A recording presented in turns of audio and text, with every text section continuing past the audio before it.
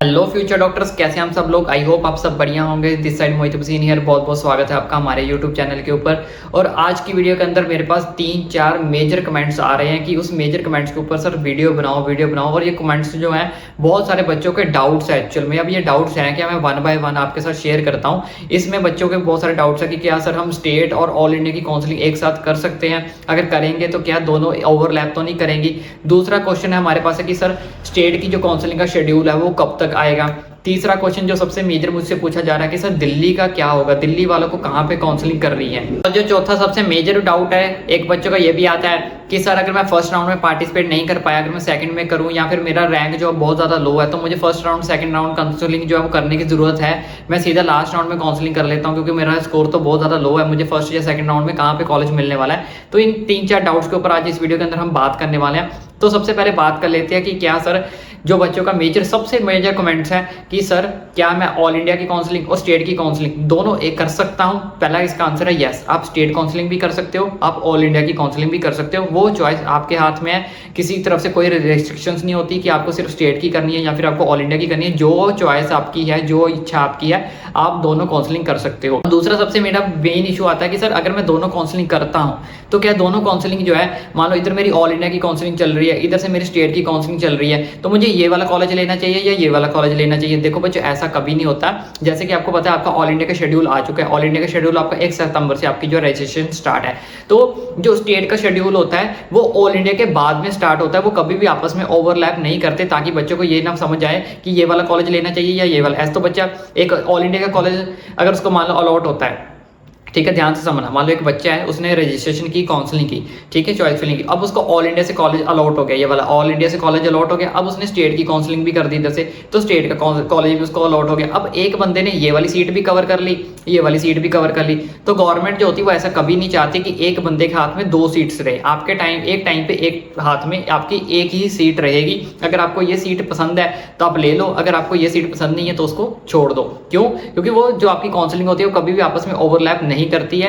क्या होता है एक्चुअल में, जैसे मान लो आपने सबसे पहले हमारे पास ऑल इंडिया की काउंसलिंग होती है, तो जैसे ही अगर आपकी ऑल इंडिया की काउंसलिंग खत्म होगी, दूसरी साइड से स्टेट की काउंसलिंग स्टार्ट हो जाएगी। तब तक आपको पता चल जाएगा कि जो ऑल इंडिया के अंदर कॉलेज अलॉट हुआ है वो आपको लेना है या नहीं लेना है। अगर तब तक वो डिसीजन आ जाएगा। इन केस क्या होता है, जैसे मान लो आपका जो ऑल इंडिया का लास्ट में आपके पास ज्वाइनिंग के डेज होते हैं कि अगर फर्स्ट राउंड के अंदर आपको कॉलेज अलॉट हो गया ऑल इंडिया के अंदर, ठीक है, मैं यहाँ पे सब लिख के समझा देता हूँ। चलो आपको मान लो जैसे ऑल इंडिया है, ठीक है, ऑल इंडिया के अंदर आपको क्या हो गया, कॉलेज अलॉट हो गया, लेकिन ये अब आपको कॉलेज नहीं लेना है, ठीक है, तो कॉलेज नहीं लेना है, तो कॉलेज अलॉट हो गया। चलो पहले मान लो कॉलेज आपका अलॉट हो गया, तो कॉलेज अलॉट करने के लिए आपको एडमिशन के लिए टाइम दिया जाता है कि आप एडमिशन करो, यानी कि रिपोर्टिंग जिसको हम बोलते हैं, रिपोर्टिंग, एडमिशन रिपोर्टिंग।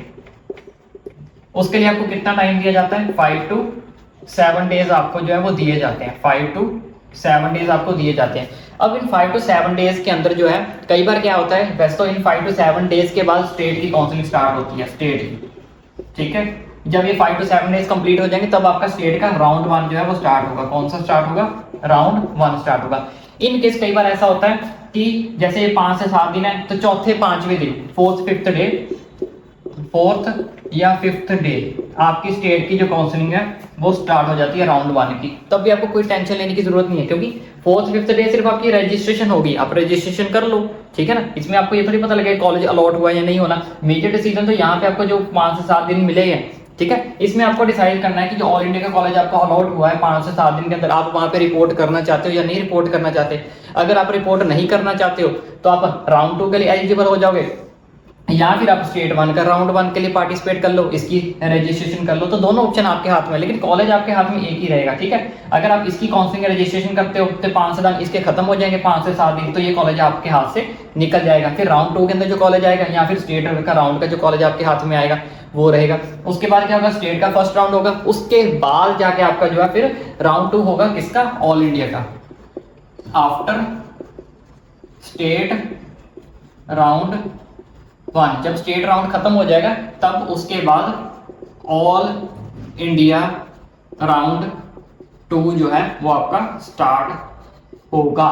तो इस चीज को समझ लो, कभी भी ओवरलैप नहीं करते। ये खत्म होगा, ये शुरू होगा, ये खत्म होगा, फिर ये शुरू होगा, ये खत्म होगा, फिर ये शुरू होगा आफ्टर स्टेट राउंड। तो इस तरह से चलता है, एक खत्म हो गया दूसरा शुरू हो गया। कभी भी आपस में ओवरलैप नहीं करते, जिससे बच्चों को कंफ्यूजन हो कि ये वाला कॉलेज लेना चाहिए या फिर ये वाला कॉलेज लेना चाहिए। उसमें सबसे बड़ी प्रॉब्लम क्या आती है, बच्चे फिर दो कॉलेज संभाल के बैठ जाते हैं। मैं ऑल इंडिया वाला भी देख लूंगा, मैं स्टेट वाला भी देख लूंगा, जो दोनों में से जो अच्छा लगेगा मैं उसकी तरफ चला जाऊंगा। तो जो दूसरी वाली सीट बचती है, फिर वो नेक्स्ट राउंड के लिए क्या करना पड़ता है, उनको भेजना पड़ता है। तो इससे क्या होता है, फिर गवर्नमेंट को कंफ्यूजन होती है, सिस्टम के अंदर गड़बड़ी हो जाती है। तो इसलिए उन्होंने ये सिस्टम कर दिया, ना ही बच्चे को कंफ्यूजन हो, ना ही गवर्नमेंट को कंफ्यूज हो। एक राउंड खत्म होगा, फिर स्टेट का फर्स्ट राउंड शुरू होगा, फिर स्टेट का फर्स्ट राउंड खत्म होगा, फिर ऑल इंडिया का सेकंड राउंड शुरू होगा। ऐसे 1 बाय 1 चलेगा। तो इसके लिए आपको कोई भी दिक्कत परेशानी वाली बात नहीं है। आई होप ये प्रोसीजर आपको समझ गया होगा। और अगर आपको नहीं पता कि आपको जो है रजिस्ट्रेशन कैसे करनी है, राउंड 1 से राउंड 2 में कैसे जाना है, अगर आपको राउंड 1 के अंदर कॉलेज अलॉट नहीं होता है तो राउंड 2 में कैसे जाए, राउंड 2 से राउंड 3 में कैसे जाएं, क्या क्या कंडीशंस होंगी, किन किन बातों का ध्यान रखना होगा, तो यहाँ पे एक आपको स्क्रीनशॉट शो हो रहा होगा। ये वाली वीडियो मेरे चैनल पर जाके देखो। अगर साफ साफ वार्न कर रहा हूँ कि जिस भी बच्चे ने काउंसलिंग करनी है, चाहे अपने प्राइवेट की करनी है चाहे अपने गवर्नमेंट की करनी है, ये जो आपको सामने वीडियो शो हो रही है, ठीक है, ये वाली वीडियो मेरे चैनल पे जाके जरूर देखना।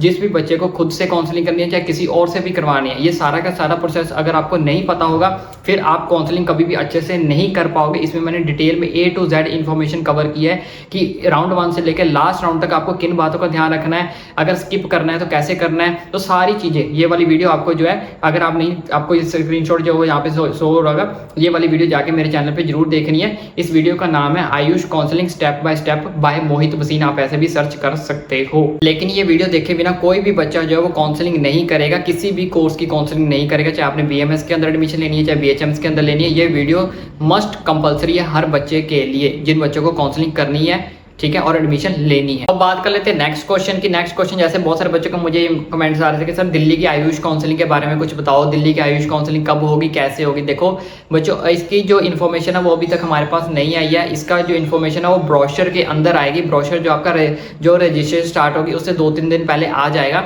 उस ब्रोशर में हमें चीज़ पता चलेगी कि जो दिल्ली की आयुष काउंसलिंग होनी है, क्या वो ऑल इंडिया की वेबसाइट पर ही होनी है या फिर दिल्ली वालों ने अपनी अलग से वेबसाइट के ऊपर जो आयुष काउंसलिंग करवानी है। कई बार तो ऐसा होता है कि जो 100% जो सीट है वो ऑल इंडिया की ही अंदर ही फिल हो जाती है, सिर्फ दिल्ली स्टेट की। बात समझे कि 100% जो सीट्स हैं, ठीक है, चाहे वो स्टेट कोटा की है चाहे ऑल इंडिया कोटा की है, वो सिर्फ सारी की सारी ऑल इंडिया खुद ही फिल कर लेता है, सिर्फ दिल्ली की, ठीक है। लेकिन कई बार ऐसा होता है कि दिल्ली अपनी खुद की अलग से काउंसलिंग करवाता है। पहले ऐसा हो चुका है, दिल्ली ने बोला हम अपनी अलग से काउंसलिंग करवाएंगे 85% के लिए। तो इस बार अभी तक पता नहीं चला पाया है, कंफर्म नहीं हो पाया है कि दिल्ली को अपनी सेपरेट काउंसलिंग करवानी है या ऑल इंडिया आयुष काउंसलिंग के साथ मिलकर ही अपनी 100% सीट्स को क्या करना है, फिल करना है। तो ये सब ब्रोशर में पता चलेगा, वहाँ पे गाइडलाइंस लिख के आएंगी। तो जैसे कोई गाइडलाइंस आती है दिल्ली के रिलेटेड, वो डेफिनेटली हम आप तक वीडियो पहुंचा देंगे। तो उसकी टेंशन आप मतलब, आपका भाई आप तक सारी इन्फॉर्मेशन पहुंचा देगा। अब बात कर लेते हैं नेक्स्ट थर्ड मेजर क्वेश्चन की, जो सबसे ज्यादा बच्चों द्वारा पूछा जा रहा है कि सर जो हमारी स्टेट की आयुष काउंसलिंग है वो कब से स्टार्ट होगी। लाइक यूपी, हरियाणा, मध्य प्रदेश, पंजाब, कुछ स्टेट्स ऐसी भी है जिनकी काउंसलिंग ऑलरेडी हो चुकी है, जैसे कर्नाटका ले लो फॉर एग्जाम्पल।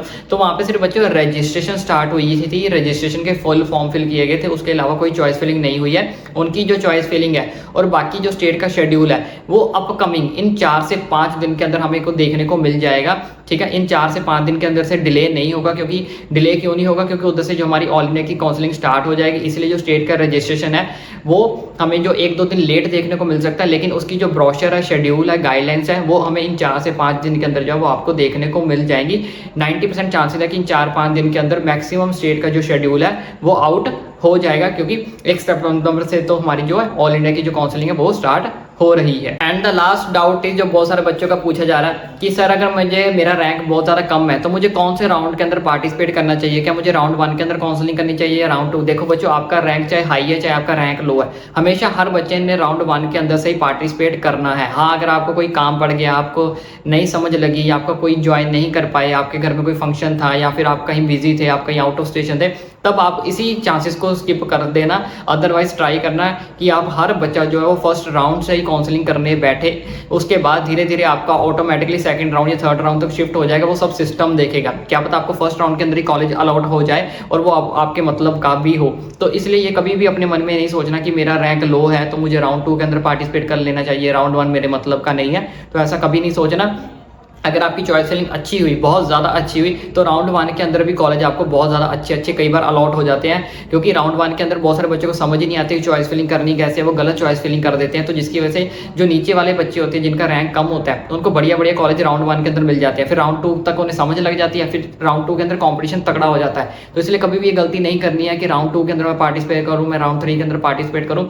चाहे आपका रैंक लो है, चाहे आपका रैंक हाई है, चाहे आपने BMS में जाना है, BUMS में जाना है, किसी भी कोर्स में जाना है, हर बच्चे ने फर्स्ट राउंड से ही काउंसलिंग करनी है। चाहे आपने प्राइवेट कॉलेज ही क्यों नहीं लेना है, तब भी आपने फर्स्ट राउंड से ही पार्टिसिपेट करना है। एटलीस्ट आप ट्राई तो करो कि आपको कोई गवर्नमेंट कॉलेज मिल जाए। अगर नहीं मिल रहा तो फिर प्राइवेट तो है ही हमारे पास ऑप्शन, लेकिन आप फर्स्ट राउंड से ट्राई तो करो कि क्या पता आपको गवर्नमेंट कॉलेज अलॉट ही हो जाए। आई होप अब आपके सारे के सारे जो मेजर डाउट्स के आंसर जो आपको मिल गए होंगे। इस तरह से अगर आपको कोई और भी डाउट है, अगर आपकी और भी क्वेरी है, तो आप नीचे ओपनली मुझे कमेंट करके पूछ सकते हो। बहुत सारे बच्चे मुझे बोलते हैं सर आप कमेंट का रिप्लाई नहीं देते हो। देखो बच्चे, मैं आपके कमेंट्स रीड करता हूँ, तभी मैं ये वीडियो बना रहा हूँ ना, क्योंकि मुझे पता है कि बच्चों को ये मेजर कमेंट्स जो पूछे जा रहे हैं। तो मैं आपके जितने कमेंट्स के मुझे टाइम मिलता है, मैं उतना रिप्लाई जरूर देता हूँ। आप देख सकते हो, वहाँ पे जाके पढ़ भी सकते हो। ठीक है, मैंने मैक्सिमम ट्राई किया हर बच्चे का कमेंट का रिप्लाई मिल जाए। अगर नहीं भी दे पाता हूँ तो ऑलरेडी मैं आपके कमेंट्स रीड कर चुका होता हूँ। तो इस तरह से अगर आपकी कोई क्वेरी है, कोई डाउट है, तो ओपनली मुझे नीचे कमेंट करके पूछ सकते हो। एंड एट लास्ट अब मेरी एक छोटी सी रिक्वेस्ट है, अगर आपको ये सारा प्रोसीजर समझ आ गया होगा तो छोटी सी रिक्वेस्ट अगेन वही है कि चैनल को सब्सक्राइब जरूर करें, ताकि आने वाली सारी अपडेट्स नीट के रिलेटेड, काउंसलिंग के रिलेटेड, एडमिशन के रिलेटेड सारी की सारी अपडेट्स आपको हमारे चैनल पर मिलती रहेंगी। इसलिए चैनल को सब्सक्राइब करना ना भूलें।